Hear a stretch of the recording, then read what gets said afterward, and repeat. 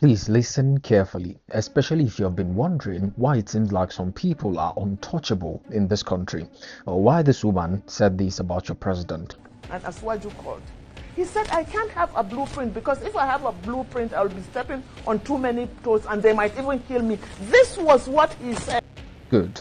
Now, this US consulate, this particular one, exactly, being built in Lagos, costing the United States $537 million, is said to be the largest US consulate globally, injecting over $95 million into the Lagos economy and creating more than 2,500 jobs. Let's call the bullshit and jump straight to what they aren't telling you, especially with the coming 2027 elections. Now, first, this is the same country that placed a temporary ban on visa issuance to you, the citizens of Nigerians, since January, increased the visa bonds you need to tender to $20,000, which cuts the visa issuance to Nigerians and the other affected countries by over 83%. You instantly realize how of little significance you are to them, because actually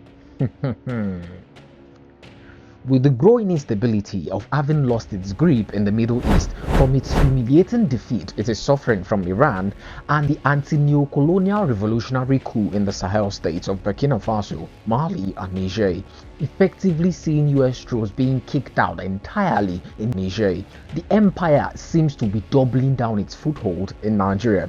Consulate, as you may have figured, serves amongst other purposes to consolidate regional intelligence and feed them back to Washington. From political movements to labor strikes, regional security threats, you name it. They analyze every single one of these events to determine how best to influence the political atmosphere.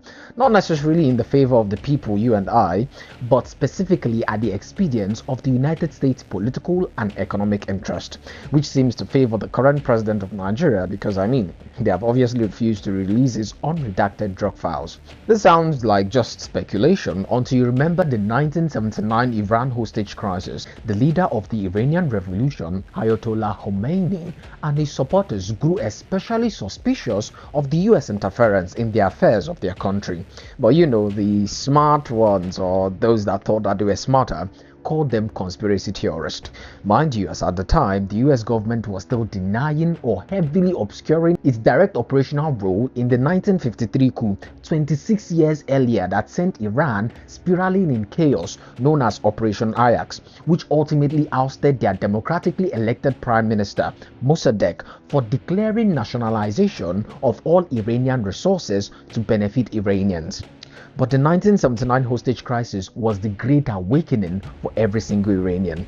A group of Iranian university students stormed the US embassy in Tehran and captured the embassy staffs, who were frantically shredding clandestine files and documents.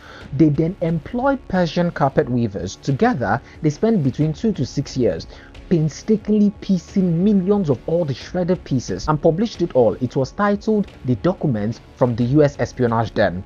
It proved that the CIA, amongst other things, tried to recruit the very first president of the post-revolutionary country of Iran, Bani Sadr, under the codename SDLURA/1 for $5,000 per month. Let that sink in. For those thinking it is impossible for a president to be an asset, especially if they have that president's drug case dangling over his head. In fact, the CIA recruited all sorts of questionable characters, including an exiled businessman convicted for raping his niece, the practical bottom barrel, in case you're wondering why somehow the absolute worst amongst us always ends up seizing power time after time. In the part 2 of this video, we will identify 6 critical revelations from the documents, and if you eventually draw parallels with the current day Nigerian events or not is entirely a choice. Follow this account now so you don't miss out on the part 2. As always, don't trust, verify.